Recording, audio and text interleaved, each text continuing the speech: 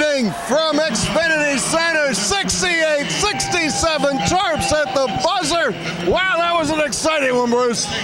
Des Wells, incredible rebound shot, but let's be real, it was the freshman, Melo Trimble, who put this team on his back, scored 27 points in an incredible, absolutely incredible performance by a freshman. Wayne, I thought this game was lost. I did too. I never thought they could come back. With 3:28 left, they were down by, was it 11? Well, probably. And at 2:18, they had cut it to 6, got a 10-second call, and then the pressure really turned up here. I mean, Northwestern comes in 1-5 in the conference and just took it to Maryland from the get-go. The defense wasn't working. The threes were wide open. The team was lethargic. I don't know what happened. I don't think Turgeon did either.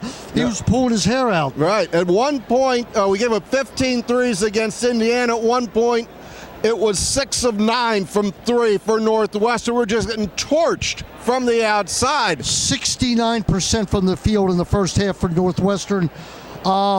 They still wound up shooting 54, but it was a tale. It really wasn't a tale of two halves. It was a tale of 3 minutes. Yeah. I mean, Northwestern dominated the first 37 minutes, and Maryland controlled it from there on out. Yeah, Maryland manages. You could hear the crowd cheering for Melo as he walks off the court after the TV interview. I tell you, this is one of those games that you go back in history, it always seems to happen to us. There's so few of them go our way. But tonight, from the last, as you said, the last 3 minutes were electric. The place was overly enthusiastic. Northwestern managed, in my mind, to sort of give the game away. They had a couple chances to put the Terps out of it, couldn't do it. Other than Melo with the 27, Wells ends up 6 of 10 from the floor with 17 points. He gets 2 game winners this year. This was a big one. This was well, you'll see it. If you haven't seen it, you will see it.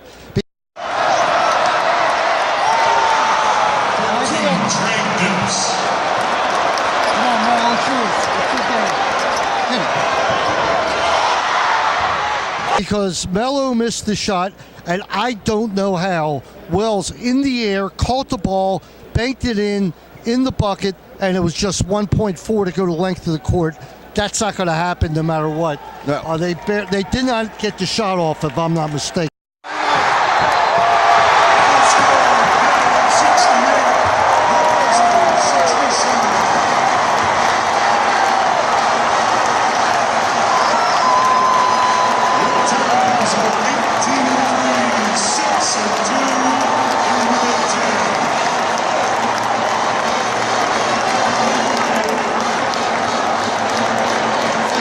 It didn't look like it. McIntosh for Northwestern was great. Lumpkin was good. Their center was solid. They had it all going on. It looked like they were on the way to the biggest win of the year. Well, the best part of this day, the big day for Coach K winning the 1,000th game, and I'm sure this ruined it halfway for him tonight, seeing his guy, Chris Collins, having the Terps on the ropes.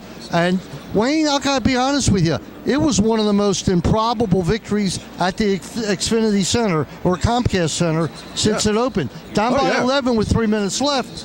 I don't remember a game on that level. I don't either. This is what has happened to Maryland so many times in my mind, and yet we get to do it to somebody else. It's pretty cool, isn't it, Bruce? 6-2 in the conference, Wayne. Back in a tie for second place. Kept pace with Wisconsin, but there's got to be a little bit of concern about the way the threes were raining down tonight. All right, well, I got a couple of questions for you, and then I know you want to go hear Mark Turgeon talk about the game. I really want to hear Collins talk. Well, I'll help you get out of here really quick. Go ahead. Maryland goes to the press. It speeds up the game for them? Without question, it puts some life into them. Without it, they're not even in the game. They had to try something to shake up the team. It worked. To the team's credit, they never quit. You know, it was incredible. And yet, when it turned around so quick, you kind of felt like the Terps were going to win. Yeah, when they started coming back, it's one of the great things is we're the team that's got 3 or 4 guys that can light it up. Only 2 guys in double figures. What'd you think of the 1-3-1 zone Listen, everything worked in the second half a little bit. I thought that Northwestern put the ball in the refrigerator too early. Yeah. All right, just too early, and I came back to haunt them because they had 3 or 4 possessions where they didn't get off a shot. A couple lucky shots down the wire. What an unbelievable shot by Trey Terps to take the lead. All right, with 9 seconds left, no timeouts. The ball was in Melo's hand. He missed, but Wells was there. And for all of you skeptics on Des Wells, you don't win this game without him. Oh. Trimble is the guy that stirs the drink, but Wells is the guy who you're going to need to hit baskets down the wire as well.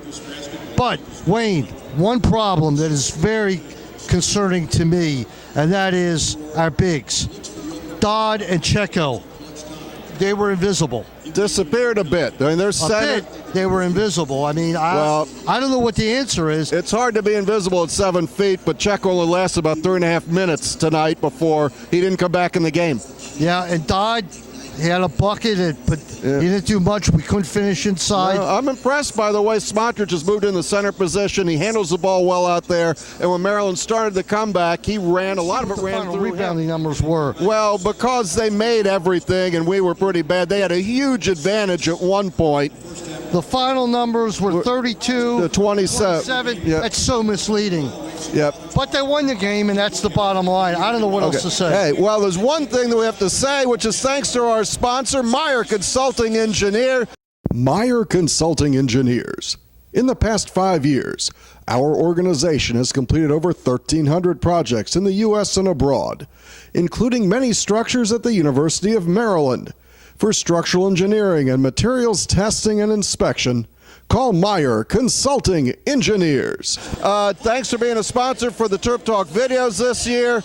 Bruce, that'll about do it for tonight. 68-67 this Sunday evening from Xfinity Center as the Terps beat Northwestern. Bruce, say goodbye West to Virginia next year, right? Maybe a little bit. All right, this is Bruce Posner and Wayne Viener signing off. We'll see you Wednesday night on Terp Talk. We will review this game and look forward to Ohio State. We hit Terminus!